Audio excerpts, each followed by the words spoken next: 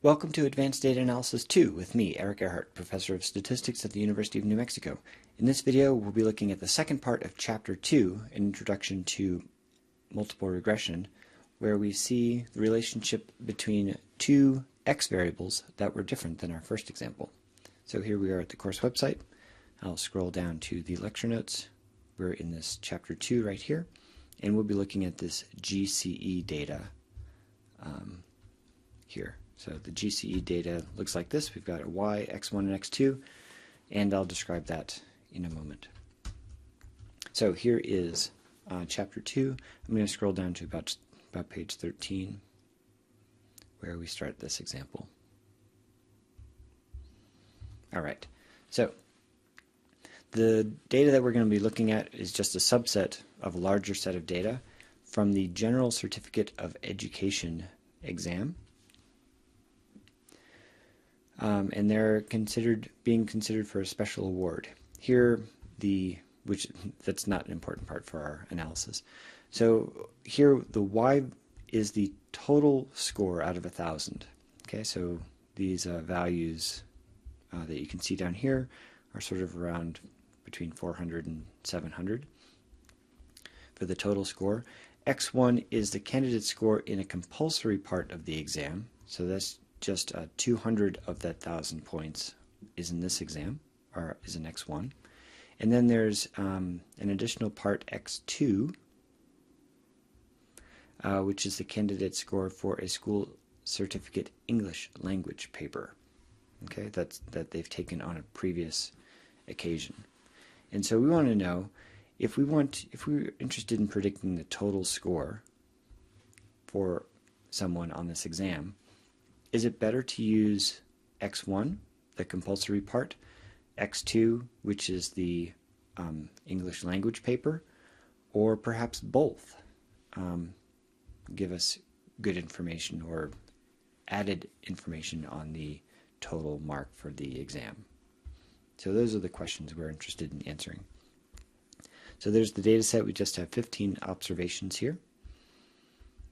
And the goal is pretty much what what this paragraph says right here. And so I'm going to go through a few steps to build intuition. This is not in the direction that I would go if I was analyzing this from scratch, but I want to build intuition about how variables relate to each other and how they interact in a modeling scenario. So we're going to start by plotting y versus the x1 and x2 variables. We'll look at their relationships and whether variables are correlated and so on. So let's start there. gGally is a nice package for doing these pairs plots or scatter plot matrices. And I've specified that the upper triangle of this plot will have points, and on the lower triangle will have correlations. All right, so here is a plot. I'm going to zoom out a little bit so we can see all the axes.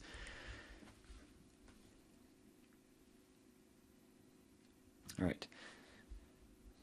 I do wish that little thing wouldn't hover up every time I move my mouse. All right. So on the horizontal axis, we have we have y, x1, and x2. On the y-axis, we have y from the top, x1 and x2 going down. So the two plots that are of primary interest to us are the ones along the top, where y is on the y-axis, right, the vertical axis, and then we've got x on the horizontal axis. X1 looks like we have a nice positive relationship here, and for x2, this next plot, we also have a nice positive relationship. And I'm going to zoom in a little bit more. All right. Now another point here is that x1 and x2 are related to each other. That's this plot here. Okay. Students who are good in one thing tend to be good in another thing, and so we have this positive relationship between their compulsory scores for x1 and their English exams or papers in x2. So the main question here is that which one of these variables, or both, are valuable for predicting y, that total exam score. Okay. In the HMISC, so Harold's miscellaneous package, we can calculate correlation matrices as well as hypothesis tests for whether correlation equals 0. And so our core is to calculate the correlation, and we need to take GCE and convert it from a data frame to a matrix. So you just simply make it as a matrix and then calculate the correlation. Here's a correlation of those, and these are the same numbers that I didn't point out in this plot. Okay, so the correlation between x1 and y is 0.73. That's here. Y and x1 is 0.73. Okay, so we have this correlation table already in our plot. And at first glance, we do see, zoom out a little bit, that y and x1 seem to have a stronger linear relationship than y and x2. And we see that the correlation of 0.73 is larger than 0.55. And so on the surface, it looks like x1 is going to be a better predictor of y than x2. Okay, and there's contextual reasons why that might be. First off, x1 is a component of the total score that goes into y, so we would expect that relationship to be stronger. Also, x2 is from a previous point in time, so maybe about a year later or a year earlier, and so there's a time lag there. All right, the second part of this output in this correlation matrix is p-values, and I apologize this is broken over pages, but in testing whether correlation is different from 0 at least a 0.05 level, we see that both x1 and x2 are both related to y in terms of a linear relationship measured by correlation, and the relationship between x1 and x2 is also right there on the boundary of 0.05. So, all right. So the next question is, which of x1 and x2 explains a larger proportion of the variability in y? Okay, so which one's going to be a better predictor? So one way to do this, and this is not the, as I said, the flow that I would use typically, but one way to approach this is to fit the model y versus x for each of x1 and x2, and then look at what is the proportion of variation explained? Do you remember the statistic? That's r squared. So we can look at the r squared statistic and see which proportion is more. So let's scroll on through this. We'll go pretty quickly because we're not interested in a lot of the details. So the linear model y versus x1, I'm going to fit that model. We see that there's a significant relationship with x1, and the proportion of variation explained is r squared, 0.53, so just over half. And if we look at the diagnostics for this relationship, we see perhaps one influential point. We could go back and look at observation 13 and see why it's a troublemaker. But the rest of the diagnostics look pretty good. No real structure in the residuals. Normality looks really good along this diagonal line. Observation 13 seems like it's influential not because it's an outlier in the x direction, which is what leverage is a measure of. Leverage is how much observations are an outlier in the x direction, but it's because it's more of an outlier in the y direction. Okay, so residuals look pretty good. So let me go back to the main point, page back up. 0.53 is the proportion of variation explained in the total score for x1. Now I'll scroll down, I'll just page down to look at the same things for x2, and notice x2 is also significant, and proportion explained is 0.3. So quite a bit less. if we look at the residual plots,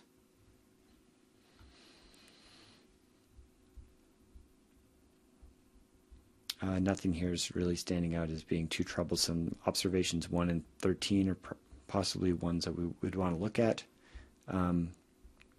but normality doesn't seem to be violated here. Residual plots look pretty good. Okay, so the answer, r squared is 0.53 versus 0.3, and so we would prefer x1 here. All right, I'll let you read point number 5 here. All right, so here's the main point here. Let's fit the multiple regression model. Now, recall, everything depends on everything else. So we're going to be looking, so let's go ahead and fit the model, and I'll talk about things as we go. So the first test that we look at is whether all the betas, excluding the intercept, all the betas associated with predictors are equal to 0. Okay, so that test is, recall, I'll go to the bottom of the summary, and that's this F statistic. It's got 2 degrees of freedom because we're testing both the betas associated with x1 and x2, and this p-value is 0.005, so we have sufficient evidence to conclude that at least one of these betas is different from 0. Okay. Part 2. Which of these are different from 0, conditional on the other variables being in the model. So let's look at x1. It has an estimate of 3, standard error of 1.1. We have a t-statistic of 2.7. You remember where the t-statistic comes from? It's the estimate divided by standard error. So roughly 3 divided by roughly 1 is roughly 3. Okay? On the t-distribution, that gives us a two-sided tail. The sum of the tails on a two-sided t-test, or p-value, is 0.01. So pretty small. We get a star here. 1 star indicates that we're between 0.01 and 0.05 for that p-value. So we find that conditional on x2 being in the model, x1 adds additional value.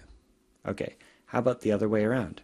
x2 has a test statistic or an estimate of 2, a standard error of about 2, so we have a t-statistic of about 1, and its p-value is about 0.3. So conditional on x1 being in the model, x2 doesn't seem to add enough additional information in terms of capturing the variability of the response to possibly stay in the model. Basically, it would be roughly equivalent to set this estimate equal to 0. Multiple r squared is 0.57. So recall that when x1 was in the model by itself, it was around 0.52 or 0.53, and it's only increased a little bit by adding x2 to that model. So, all right, let's take a look at the diagnostic plots when we add both of these. Looks like observation 10 is one observation that has some influence here. Observation 10 is actually in this top right corner. So it seems to be influential along Cook's distance because it is an outlier in the x direction. It has high leverage in this corner. And we would only see that really in 3-dimensional space. So in a moment I'm going to show you how to find that out. All right. Many of the points that are written here are ones that I've just discussed looking at the tables above.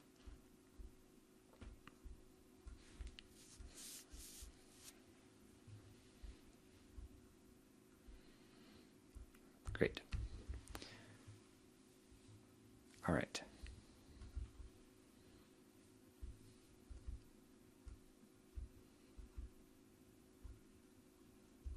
Great.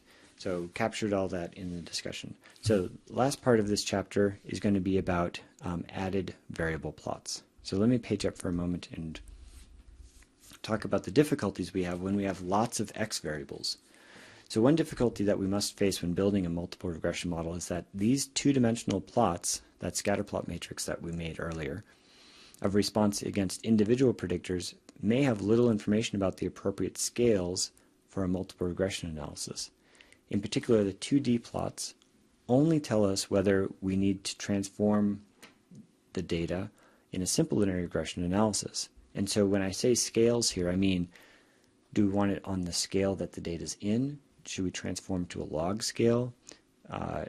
Do we need to square the values like a quadratic? You know, what is that linear relation? You know, do we in fact have a linear relationship? Let me page up for a moment and look at that scatter plot matrix again.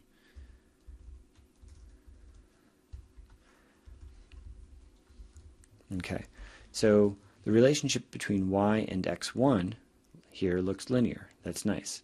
Here, y versus x2 in the top right looks roughly linear. Okay, there may, however, be cases where the marginal relationship x1 versus y looks linear, but when we include x2 in the model and look at this in a three-dimensional space, now we no longer have a flat surface, but we have some curved surface. And there's a point we're going to hit very soon where we start adding 8, 10, 12 variables in the model, and we no longer can visualize this high-dimensional space. So we want to know, are we in fact capturing that average structure, that mean structure appropriately using a flat surface? Or do we need to have a curved surface? Or alternatively, do we need to transform a variable to go from a curved relationship to a straight relationship? Okay, so let me zoom in a little bit. If a two-dimensional plot shows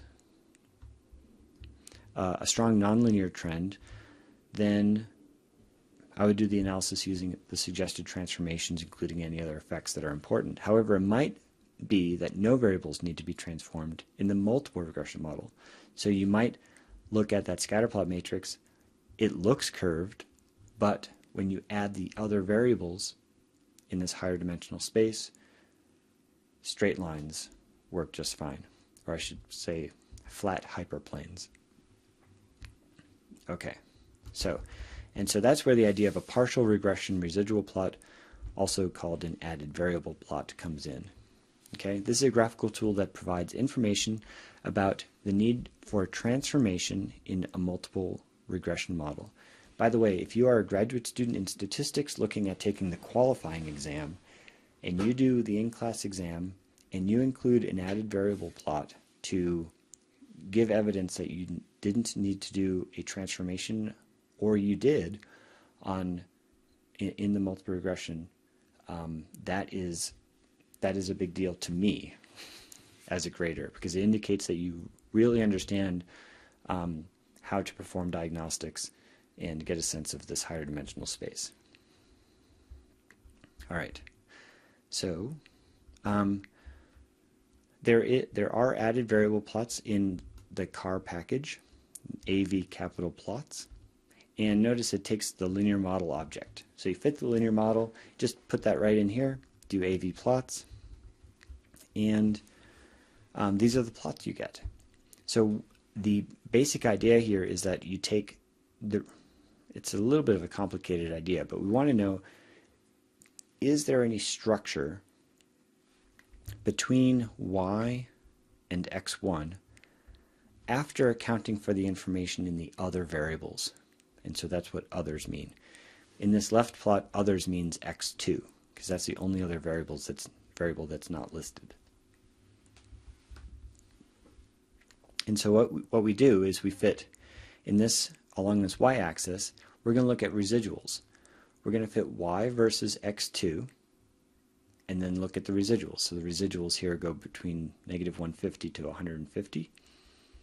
We also do something that's unusual. We're going to take x1 and use that as the response variable and fit a regression model with x2 and look at the residuals there.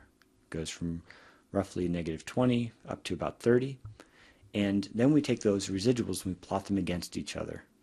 So these are the residuals of those two models plotted against each other, and you can see that there's this positive slope. So that means that even after you account for the relationship with x2, the others, there's still a relationship between y and x1. That's that positive slope here. Furthermore, that relationship is somewhat linear. We don't really see a curved relationship here. We do see that one is sort of a pretty smaller than what you would expect from the other ones. Maybe 13 as well. Not so much, maybe. So that's that relationship. Let's turn our attention to the one on the right. On the right, we're looking at the relationship between y and x2 after accounting for the others. So in this case, others is x1. So we fit that linear regression with y versus x1. Look at the residuals. We have x2 versus x1. Look at the residuals. Plot those. See how shallow this line is? This line is shallow, and we found that x1, or rather x2, was not important after we've already accounted for x1. Right? We had a large p-value in the multiple regression above. Furthermore, it looks like that slope that we see, this positive slope, is basically because of observation 10. If you didn't have observation 10 here, you'd have a horizontal line. So it's this one observation that's giving any slope here at all. So forget x2. x1 seems to be the one that you need. All right. That's what all that stuff says. So I wanted to show you that these fancy functions like AV plots in the car package, they're good looking. They give you this really nice information really quickly, but they're not magic. Okay. So here's actually a function that I wrote called partial regression plot. It takes y, x, and then whichever one is the selected variable, and it does the process that I just described. Okay, it fits a linear regression model. So, all right, so SEL is the index or the column number in X. That is the variable that we are interested in. Everything else is called others. All right. So first thing we're going to do is take M, and M is going to be all the other variables, and that's going to be the X's without that selected column, and we're going to fit Y versus all those others, and then take those residuals, call that Y1. Then we're going to fit X, the selected one, the one we care about, versus all the others, all the M's, and then take all the residuals and call that X1. And then we create a plot. I put a grid on there, I put a regression line, okay? And this small function with only 6 lines of code in it produces, here's me running each of those functions. There's my plots. And if you go between this one and the one above, they're basically the same. So the ones above look a little nicer. For example, I got my grid lines over my points here. I don't label extreme observations, you know. There's things I could tidy up, but in 6 lines of code, I'm doing the thing in that thing. So my main point is you have the power in R to create anything you want, and that is, these functions aren't like magic. It's just someone else wrote code instead of you. All right, I discussed all of this stuff. Yep. Observation 10, enhancing that relationship. And last thing I do is perform the same analysis, excluding observation 10, that influential observation, and you can see the significance of x2 decreases even further. So that's because that relationship for x2 conditional on x1 was being driven by the observation 10.